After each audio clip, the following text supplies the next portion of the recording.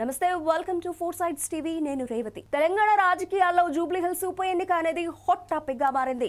ఈ స్థానంలో విజయమే మూడు పార్టీల భవిష్యత్తును నిర్ణయిస్తుందని రాజకీయ విశ్లేషకులు చెప్పుకుంటున్నారు. ఈ క్రమంలోనే ప్రధాన పార్టీలు ఈ నియోజకవర్గాన్ని అత్యంత ప్రతిష్టాత్మకంగా తీసుకున్నాయి. త్రిముఖ పోర్లో విజయం కోసం చివరి వరకు పోరాటం చేస్తున్నాయి.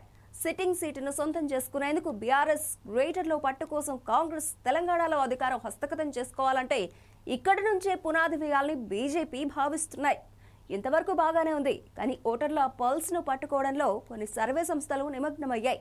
తెలుగు రాష్ట్రాల్లోనే కాదు, దేశవ్యాప్తంగా పలు రాష్ట్రాల్లో జరిగిన ఎన్నికలను ముందుగానే అంచనా వేసి తన విశ్వసనీయతను చాటుకున్న కేకే సర్వే ఇప్పుడు జూబ్లీ హిల్స్ ఉప ఎన్నికలోనూ తన మార్క్ చూపించింది.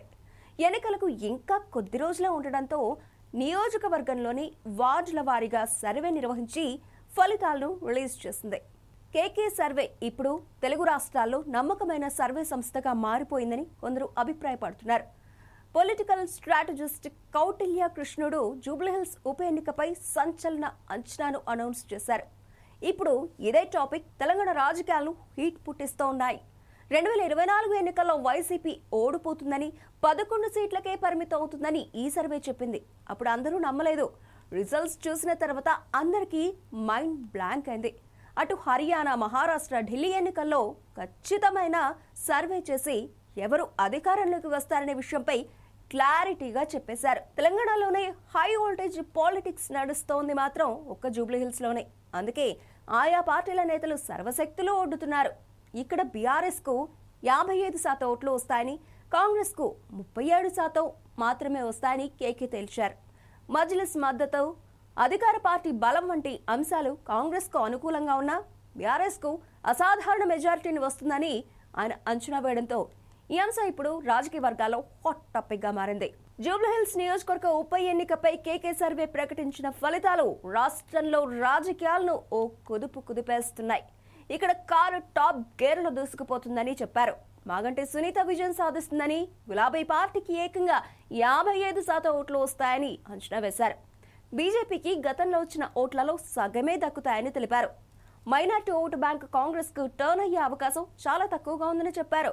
కాంగ్రెస్ అభ్యర్థి నవీన్ యాదవ్ లోకల్ సెంటిమెంట్, వ్యక్తిగత బలం, మజ్లిస్ సపోర్ట్ వంటి అంశాలు అడ్వాంటేజ్లు. కానీ కేకే వాటిని మైనస్ చేసి బీఆర్ఎస్ కు అసాధారణ మెజార్టీని అంచనా వేశారు. బీజేపీ ఓటు బ్యాంక్ సగానికి సగం తగ్గి బీఆర్ఎస్ ప్రతిపక్షానికి ఇంత పెద్ద శాతం ఓట్లు రావడం నిజంగానే రిస్క్ తీసుకున్నట్లుగా కనిపిస్తోంది. ఈ సర్వే తాను ఒక్క రోజులో చేసింది కాదని, చాలా డివిజన్లలో పలువురు ప్రజల అభిప్రాయం తీసుకుని చేసిన సర్వేగా కేకే చెప్పుకొచ్చారు. కొన్ని డివిజన్లలో బీఆర్ఎస్ హవా కొనసాగుతోంది, మరికొన్నింటిలో కాంగ్రెస్ బలంగా కనిపిస్తోంది.